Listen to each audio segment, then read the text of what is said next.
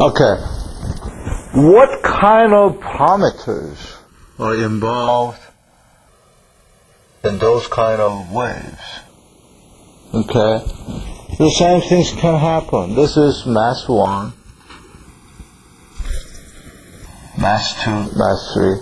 And depending on K1, C1, K2, C2, and depending on the excitation, this mass can move in phase. In other words, every mass can move up and down. And what we can see is the movement of this kind of thing. Okay? If this move up, and then if this move down, then we can see this kind of motion in space. Even if it is more complicated, then we will see the motion that you can see by the dancer. Okay?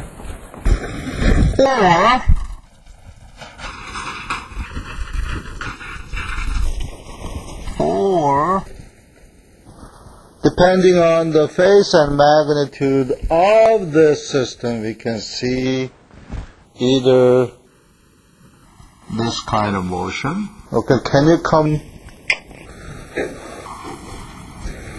Okay. We can see this kind of motion. In this case, this part of mass moving up and down with the same phase with all the mass other than this mass, but different magnitude. It's moved like this, and this move like this, and this move like this. Then we can see this kind of motion. Okay, distributed parameter means we have a distributed parameter, mass, spring, dash part in space. Because now one other important physical variables are involved in this kind of motion is the phase between, the phase difference between these masses.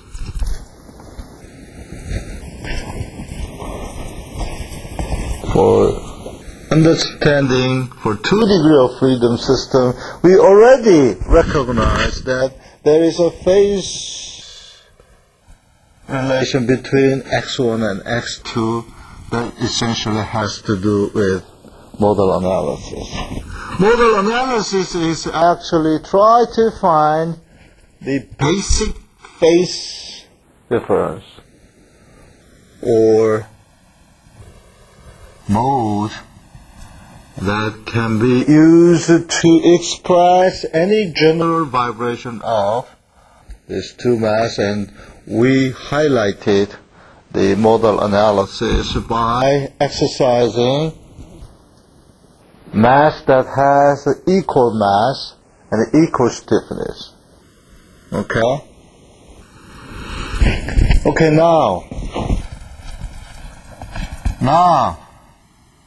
we see this motion, and what is the frequency? The frequency is how fast we can see the same phase. Right? Okay, now can you estimate the frequency? 1.5? That's your guess, right? 2?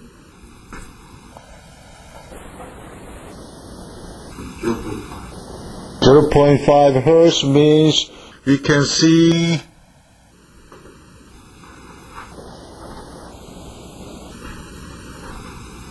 this one is oscillated with a period of 2 seconds? I don't think so. Okay. What is the period? 2?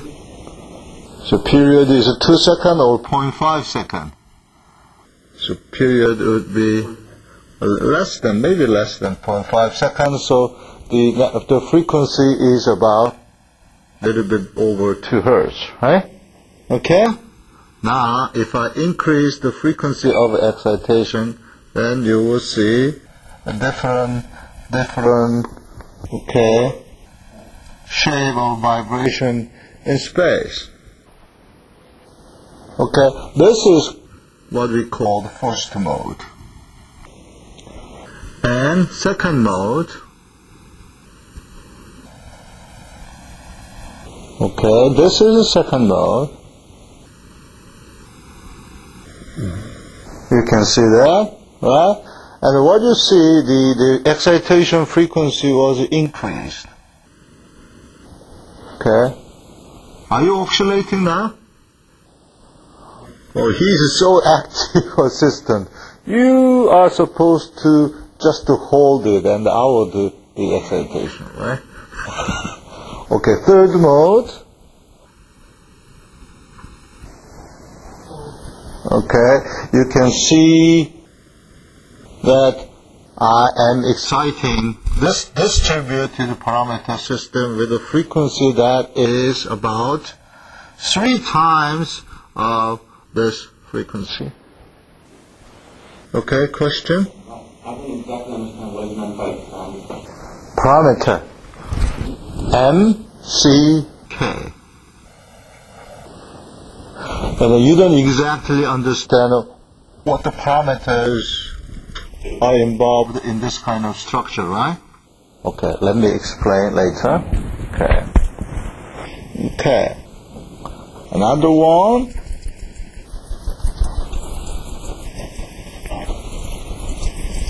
Five, you don't like 5. You want to see 4, right? Okay. Why don't you try to make a 4?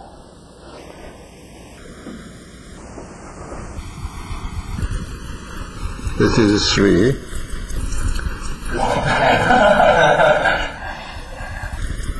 Okay.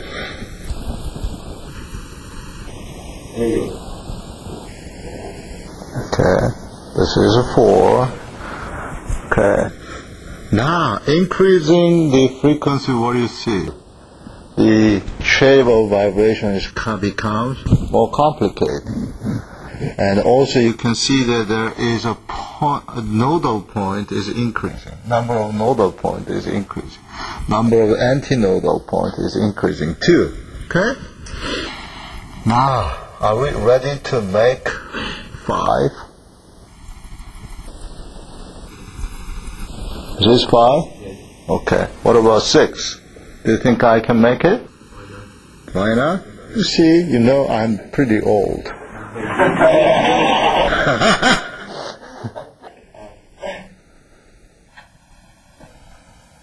How many? Still 5? So I need to excite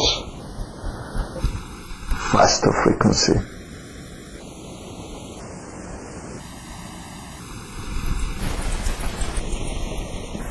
Still 5? Okay. So it means that I have to excite higher frequency. Okay. Can you, young boy, can you make 6? Try.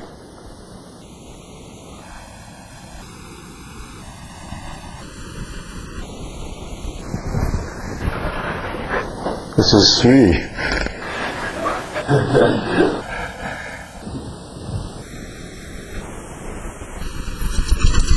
Oh yeah. Was this 6?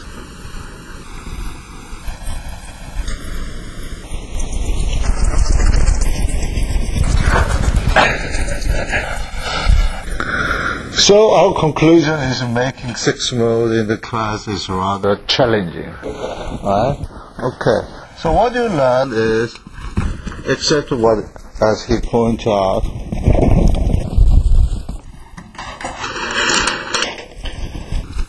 okay, now if we have this kind of system, then what we observe is rather different with what we studied in single degree of freedom system. Okay.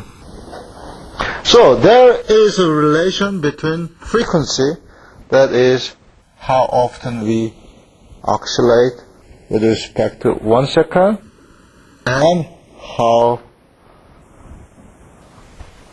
complicated the wave in space.